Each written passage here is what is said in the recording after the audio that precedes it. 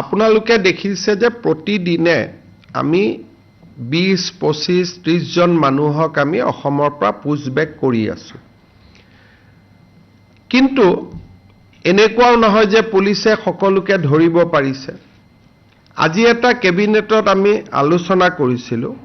যে আধাৰ অসমত বহু বছৰ হৈ গল প্ৰাপ্তবয়স্ক মানুহে এতিয়া আধাৰ লোৱাৰ প্ৰয়োজনীয়তা নাই কাৰণ তেওঁলোকক ইতিমধ্যে আধাৰ দিয়া হৈ গৈছে এতিয়া আধাৰ দিব লাগে খালি শিশুক নতুনকৈ জন্ম হোৱা গতিকে আমি এতিয়া অসমত এটা নিয়ম আনিম অহা কেবিনেটত এই বিষয়ে আৰু আলোচনা হ'ব অলপ ভাল কৰি যে প্ৰাপ্তবয়স্কই আধাৰ বিচাৰিলে অকল জিলা উপায়ুক্তহে তাক দিব পাৰিব আন কোনেও প্ৰাপ্তবয়স্কক আধাৰ দিব নোৱাৰিব ইয়াৰ ফলত বাংলাদেশৰ পৰা অহা ফ্ৰেছ মানুহে আধাৰ কাৰ্ড ল'ব নোৱাৰিব আৰু একেবাৰে আমি ৰাস্তাটো বন্ধ কৰা নাই কোনোবা যদি জেনুইন মানুহ আছে বিশেষকৈ চাহ বাগিচা অঞ্চলত কিছু জেনুইন মানুহ এতিয়াও আধাৰ পোৱা নাই তেওঁলোকক জিলা উপায়ুক্তজনে দিব পাৰিব তাৰমানে আগতে আধাৰ কেন্দ্ৰতে পাই যায় বা এসডিসি অফিসত পায়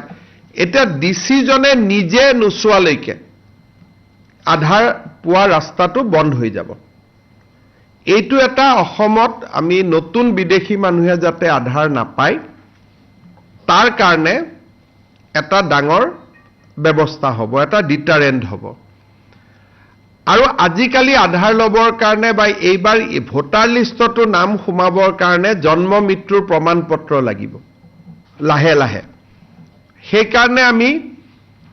জন্মৰ প্ৰমাণ পত্ৰ দিয়া ব্যৱস্থাকো অলপ টাইট কৰিব খুজিছো বহুদিন আগতে জন্ম লোৱা মানুহেও যে আজি মোৰ বয়স 16 বছৰ আগত ডেট এটা দি মই বেক ডেটত জন্ম পত্ৰ লওঁ বেক ডেট মানে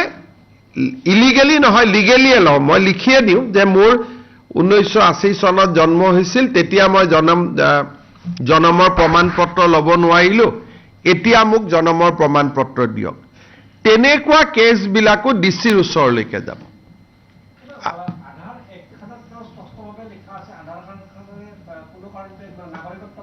এটা নাগৰিকত্ব প্ৰমাণ নহয় কিন্তু আধাৰখন দেখুৱালেতো ৰেলৰ টিকটো পায় ভোটাৰ লিষ্টতো নাম পায় একটো লিখা আৰু বাস্তৱৰ কথাটো বেলেগ আধাৰখন দেখুৱালেতো আপুনি দিল্লী মুম্বাই কলিকতা সকলোতে গৈ আপুনি ভোটাৰ লিষ্টতো নাম সোমাব পাৰে এতিয়া আমাৰ অসমত ভাৰতত গেছৰ সিলিন্ডাৰ ল'ব আধাৰ লাগে বেংক একাউণ্ট খুলিব আধাৰ লাগে গতিকে আধাৰখন হৈ গলে বাকি কামখিনি ইজি হৈ যায় আধাৰখনক ব্লক কৰি দিলে বাকি একো কাম নহয় আধাৰখনটো দেশৰ নাগৰিক নহলেও পাব পাৰে যদিহে বৈধভাৱে প্ৰৱেশ কৰে যে মই পাছপোৰ্ট ভিসা দেখুৱালে 3 মাহতকৈ বেছি থাকিলে আধাৰখন মই ল'ব পাৰো কিন্তু অবৈধ প্ৰৱেশ কৰিলে নোৱাৰো গতিকে আমাৰ সমস্যাটো বৈধ প্ৰৱেশক লৈ নহয় আমাৰ সমস্যাটো হল অবৈধ প্ৰৱেশক লৈ গতিকে আমি যদি 18 বছৰৰ ওপৰৰ মানুহক যদি আধাৰ বন্ধ কৰি দিওঁ তেতিয়াহলে আৰু অসমত কোনেও সোমাই ভোটাৰ তালিকাত নাম অমুক এইবিলাক কৰিব নোৱাৰে যোৱাকালিও ৰাতি আমি 20 জন বাংলাদেশীক পুছবেক কৰিছো গতিকে যিটো গতিত আমি বাংলাদেশীক পুছবেক কৰি আছো সেই ক্ষেত্ৰত আমাৰ যিটো প্ৰয়োজনীয় আইনী নিয়ন্ত্ৰণ লাগে সেই আইনী নিয়ন্ত্ৰণটো আমি এই ধৰণে আনিব খুজিছো আধাৰ কাৰ্ড দিয়াটো খুব আমি টান কৰিব খুজিছো